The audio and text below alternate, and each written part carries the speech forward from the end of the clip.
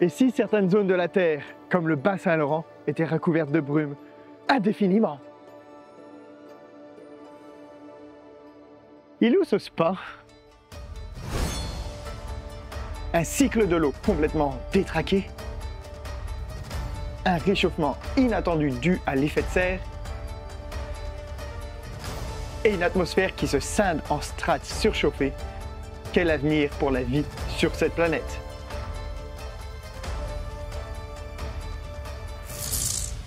Bienvenue dans Et si, dans un autre univers, l'émission où les lois de la nature ne sont pour nous que des options à ajouter ou retirer de notre poutine, de notre terre. Je suis Doc, accompagné par mon fidèle Photon, le caméraman, si acharné qu'il mériterait bien un petit séjour au spa. Mais puisque je n'ai toujours pas trouvé le dit spa, aujourd'hui, je transformerai la planète au complet en spa nordique.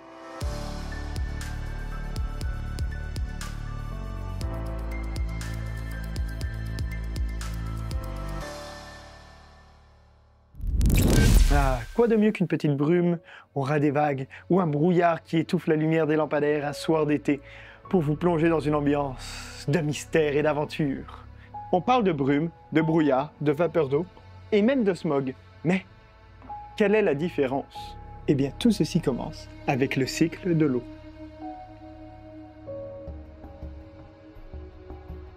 Le cycle de l'eau, c'est ce processus essentiel à la vie sur Terre qui décrit le mouvement continu de l'eau entre les océans, l'atmosphère et les continents.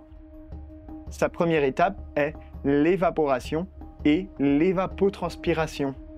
Sous l'effet du soleil, l'eau des océans, des mers, des lacs et des rivières passe à un état gazeux et intègre l'atmosphère sous forme de vapeur d'eau.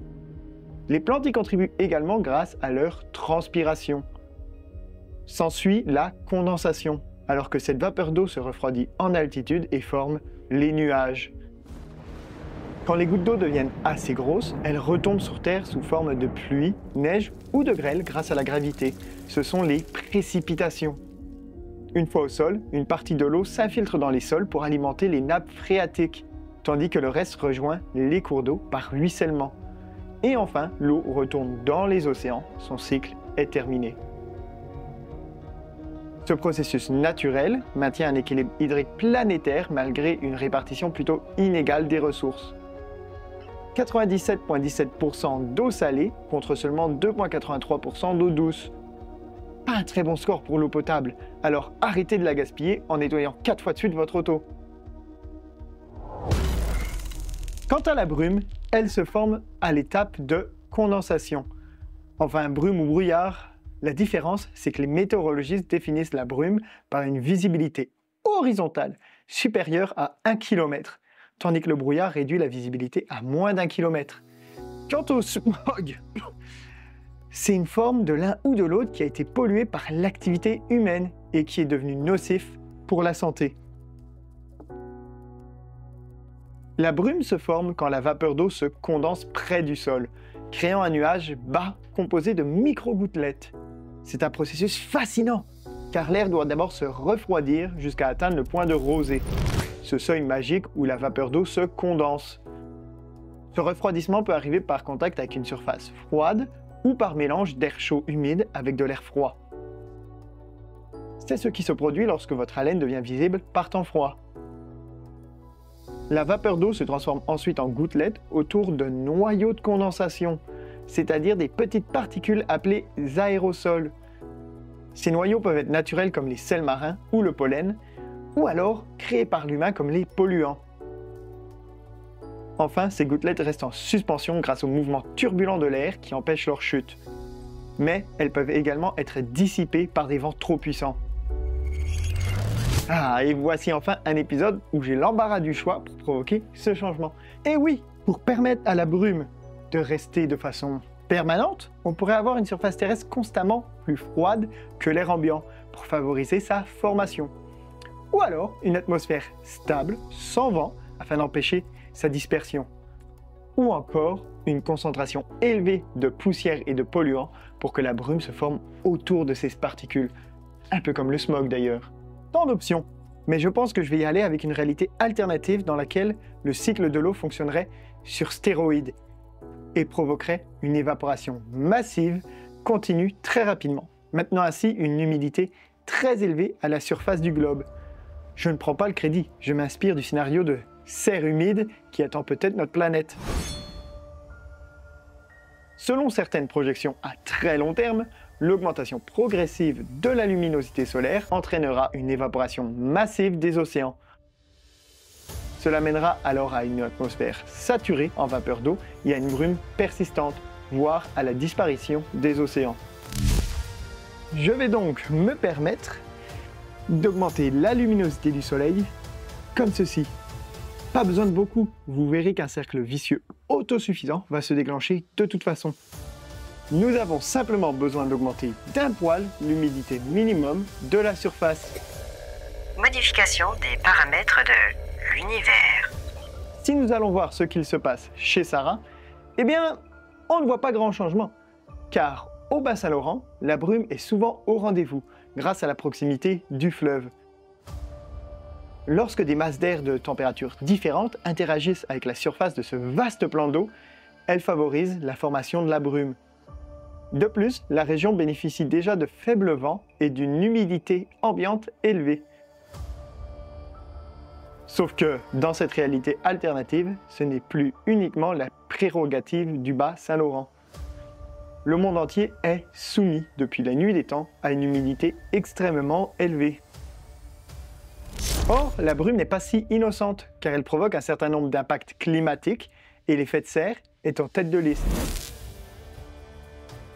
L'effet de serre est un phénomène naturel où certains gaz de l'atmosphère, la vapeur d'eau notamment, retiennent une partie de la chaleur émise par la Terre après avoir absorbé l'énergie solaire.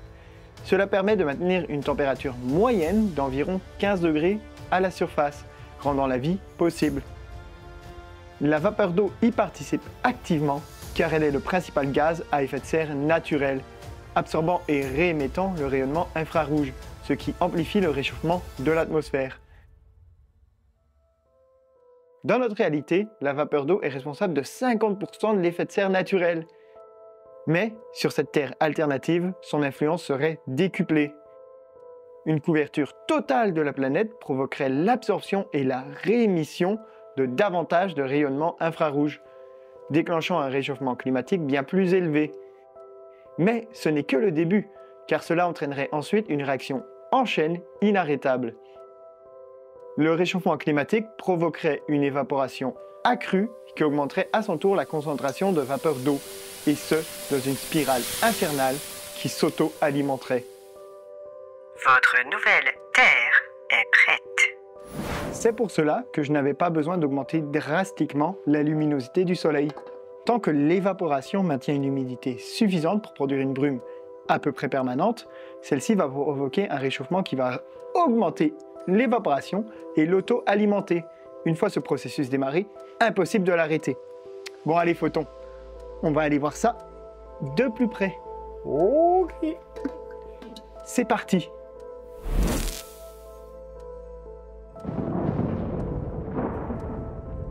Bon, finalement, pas sûr qu'on y voit vraiment plus clair.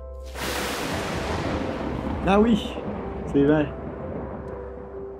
Dans un tel monde, l'air saturé en vapeur d'eau déclenche des pluies diluviennes et des tempêtes d'une brutalité sans précédent, faisant passer nos ouragans les plus dévastateurs pour de simples brises printanières.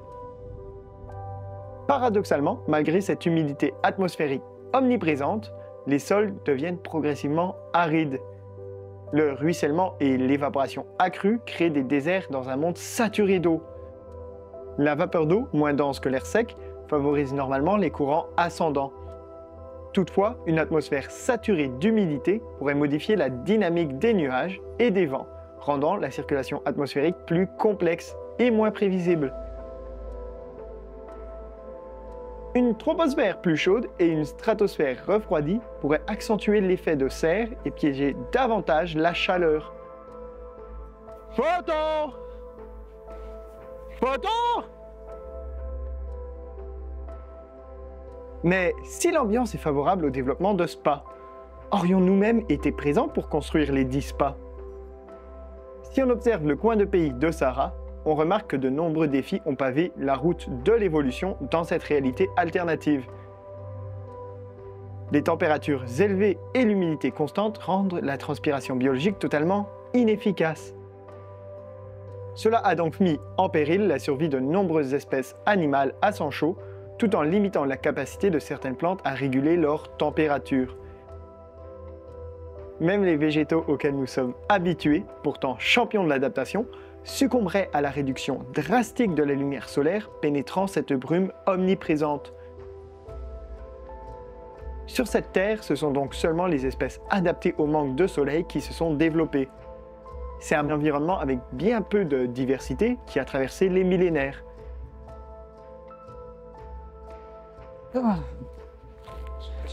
Et oui, dans ce monde perpétuellement embué, l'équilibre délicat qui maintient la vie sur notre planète a eu bien du mal à se développer. Notre Terre bleue s'est métamorphosée en une étuve géante où même les organismes les plus résistants peinent à survivre. En fait, il est peu probable que la vie ait parvenu à survivre jusqu'à nos jours. Parce que le phénomène s'est empiré avec le temps, et on peut imaginer que 4 milliards d'années plus tard, le climat de la Terre ressemble plus à celui de Vénus. Y a-t-il déjà eu des océans sur Vénus? Les études se chamaillent à ce sujet, mais ce qui est certain, c'est que s'il y en a eu, ils se sont évaporés dû à des températures excessives, formant une vapeur d'eau stagnante. Comme nous l'avons vu, la vapeur d'eau est un puissant gaz à effet de serre, et elle aurait ainsi créé un cycle d'emballement climatique à cause duquel la température de Vénus n'aurait cessé d'augmenter. Résultat des comptes, Vénus affiche aujourd'hui 460 degrés de moyenne à sa surface, ce qui en fait la planète la plus chaude et a l'effet de serre le plus puissant du système solaire. Et ce futur néfaste, c'est peut-être bien celui qui attend cette Terre alternative.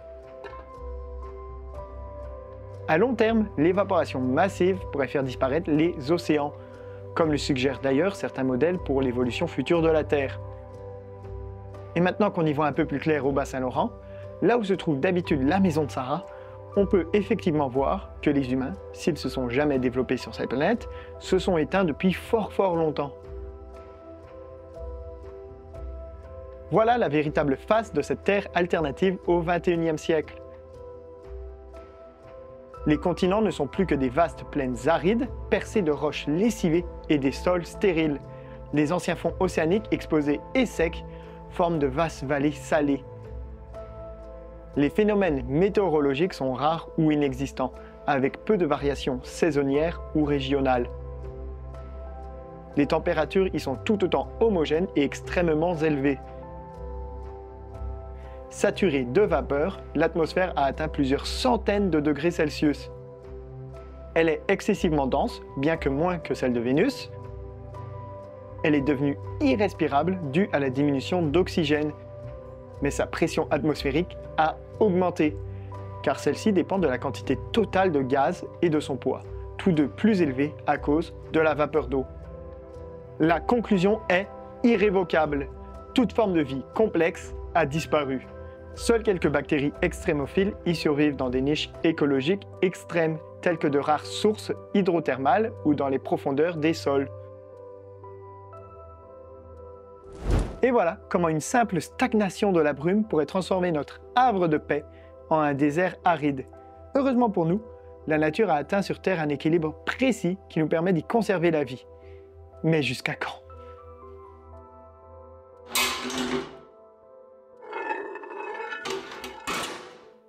Et si un climat stagnant est mauvais pour la survie de la vie, nous verrons dans le prochain épisode si un climat constamment changeant lui serait favorable.